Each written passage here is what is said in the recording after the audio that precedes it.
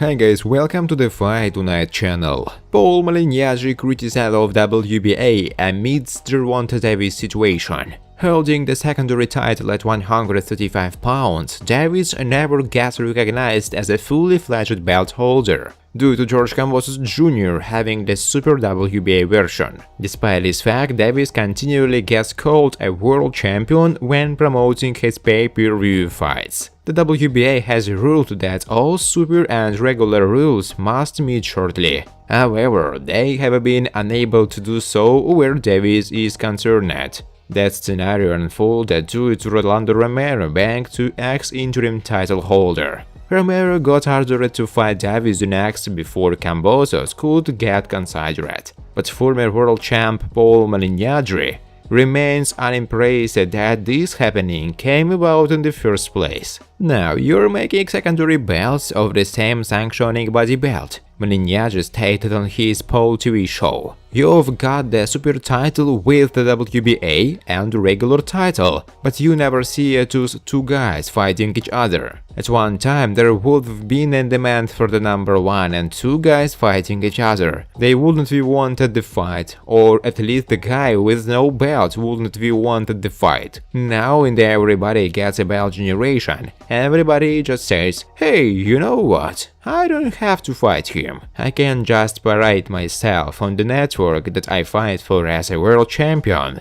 and the network that I fight for will call me a world champion. Elaborating and using Davis as an example, Malignaggi added, my case in point, Showtime calling Gervonta Davis a 3-division world champion, even though he has never won a world title at 135 pounds, and he has never won a world title at 140 pounds. He has been a champion at 130 pounds. This does not take away from the fact that he is a very good fighter, but he is not and never has been a world champion in multiple weight classes. Davis and Romero must meet in the coming month.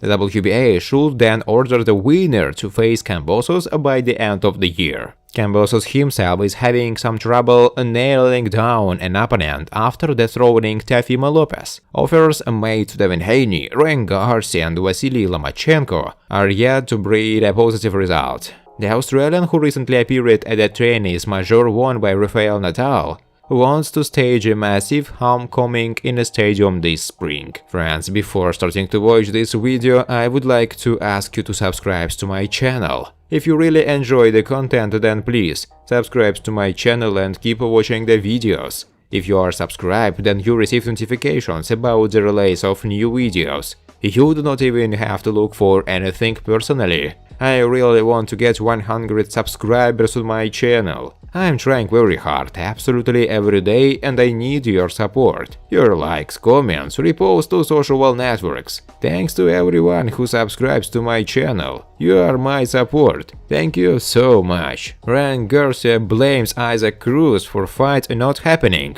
Says he didn't want to face him. Lightweight star Garcia is looking to get back in action after a tumultuous 2021 and hopes on social media to tell the world that despite his interesting and willingness to fight Isaac Cruz, who is coming off a loss to Gervonta Davis, Cruz just wouldn't accept the fight even with being offered more money than he made against Tank.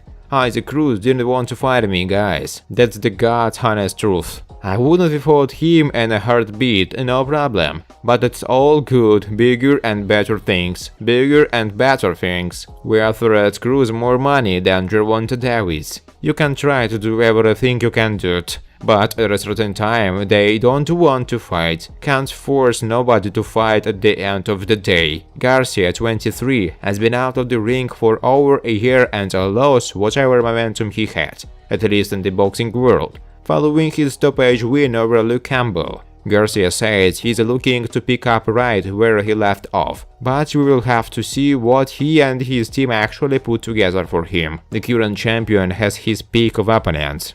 The Dozen Boxing show discussed if George Kambosos should fight Vasily Lomachenko in his next fight. The Australian pulled off a surprise win over Teofimo Lopez last year in order to secure the WBA, WBO and IBF belts at lightweight. as well as the WBC franchise belt. That set up a logical fight with Devin Haney, the WBC's other champion, to settle the matter of whether Kambosos is really the undisputed champ. And Matchroom promoter Eddie Hearn had talked up the chances of the matchup being made this year. However, nothing has been confirmed, and that has led to speculation about two other fights that could be made against either the former four-belt champion Lomachenko or the returning and unbeaten Ryan Garcia. Speaking on the DAZN boxing show, Akin Reyes admitted that going straight into a title defense against such an experienced fighter like Lomachenko, who recently dismantled Richard Comey, is brave of Kambosos. Credit to Kambosos if he's willing to fight Lomachenko, that Loma who came from the Comey fight, the first time defending two fights. Obviously Kambosos wants to ride the wave. Obviously I'm not saying he's a one-hit wonder. If I'm his manager, I'm against that.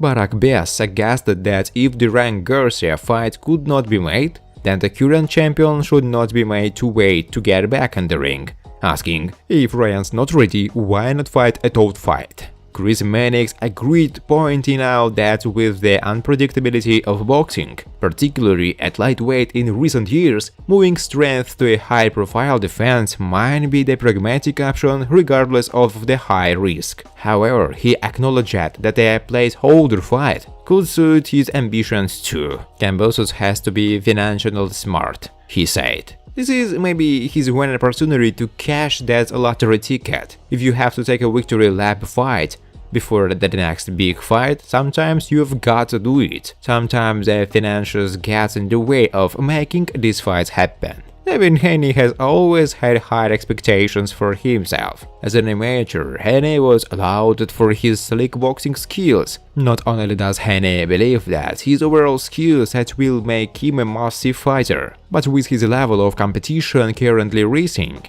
he suspects that it will only help him in the long run. Following back-to-back wins over former champions Yurkis Gamboa and Jorge Linares, Haney snagged the most impressive victory of his career against Joseph Diaz. The two officially clashed at the MGM Grand Garden Arena in Las Vegas. Diaz had his moments. Haney used his overall boxing ability to win a fairly wide unanimous decision. At the age of 23, while Haney is proud to be considered one of the best young fighters in the world, nevertheless, he believes it's only a matter of time before the word young is removed altogether. I know that I'm a be there one day, but we're just talking a fight by fight, said Haney to a group of reporters. We're just going to keep adding guys to the resume, and before you know it, I will be at the top of that pound-for-pound list. An achievement that will go a long way towards Haney reaching his pound-for-pound goals would be an undisputed showdown against UFC champion George Kambosos Jr. The Australian native vehemently and defiantly walked into the backyard of former UFC champion Teofimo Lopez in New York's Madison Square Garden and proceeded to outwork and outbox his man. As a result, Kambosos Jr. pulled off arguably the biggest upset of the year. Since being crowned as a world champion this past November, Haney has argued the new title is to face him next. In an effort to increase the likelihood that he is chosen next, Haney has not only revealed that he would be willing to travel to Australia, but he has also recently received his first COVID vaccine shot. He has also promised to take the second dose when their contest becomes official, something that is mandated before entering Australia. Thanks for watching, guys. If you like this video, please subscribe to my channel.